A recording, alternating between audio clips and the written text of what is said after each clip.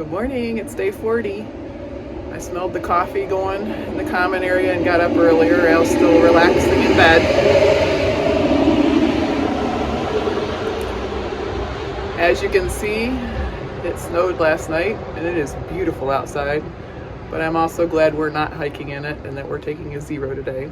We'll show you around Station 19E later on this morning.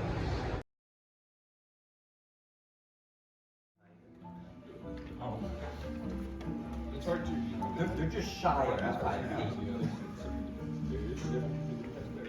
I look at some of these campsites like on a ridge, and I'm just thinking how I never find my bear cats. You know, a bear batted them down. One of those. Staying at Station 19E. It's a unique and fun hostel. Like a communal area.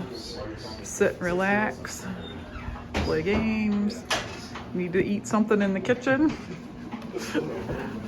There's bunk beds throughout. Tonight we are upstairs.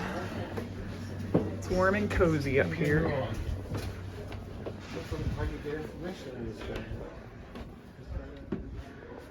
This is where we will be staying for the night.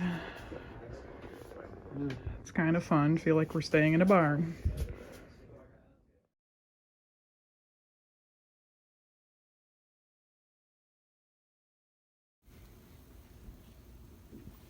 This is our palatial estate at the E19. And the bad thing about these things is they charge per person and not per room, so we're paying $80 for this little space right here, which is a little bit disturbing. But it is what it is. It's warm and out far out that we use on the trail, which we use as we're hiking during the day. So the bear right here signifies where you're at on the trail. And then all these, go ahead and click on something. All those things you're able to click on. So that tells you where the water source is. It's a mile away. It tells you your elevation. That tells you like a road crossing is coming up in 2.2 miles. That's at waterfalls in 2.4 miles. Yeah, so then this is the bottom one tells you, yeah, that's a shelter area. Then you can click on that. It tells you all the details of the shelter. And then there are also comment sections, and it allows you to leave comments. So talks to you about the water, if it's any good, any issues at all with the shelter area. So a lot of good information that you don't get through AWOL. You get up-to-date comments on there, which is also helpful. And you can zoom in, you know, and it gives you your elevation. You know, you can jump way around, so you know you can go ahead up here to a shelter way ahead. That's Moore Gap Shelter. It's 5.9 miles ahead, so it's super handy for moving around during the day to tell exactly where you're at, exactly how far you got to go to your shelter. You're not just kind of guessing where you're at. So yeah, far out. It's a really handy app to have to use. So we do like having the paper AWOL guide, though it's easier to plan with the paper book than it is with Far Out. Yeah, so if we're doing our like 4-day sections, it's much easier to see that broad section and see the distances between the shelters with the AWOL. So the combination between the two is really helpful. And also on AWOL, I don't think we ever showed you, like right here, this is the town of Harpers Ferry.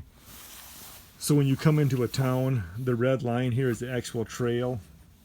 And then it shows you everything in that town. You know, like if you're staying at a motel or a hostel, it shows you where all your gas stations, grocery stores, outfitters. So really handy when you pull into a town, you know where everything is at there. So that's the other nice thing about AWOL that the Far Out doesn't have. So between the two, you're really able to negotiate around on the trail. When we got to Station 19E, we found out that some trail magic had been sent our way from my nephews Patrick and David, And so thank you, Patrick and David, for being our own special trail angels and buying supper for us tonight. When we get downstairs to the restaurant, I'll take a picture so I can show you what Uncle Al and I got to eat. So thank you. Thanks a lot, boys. And also, I acquired a trail name, actually from Dandelight.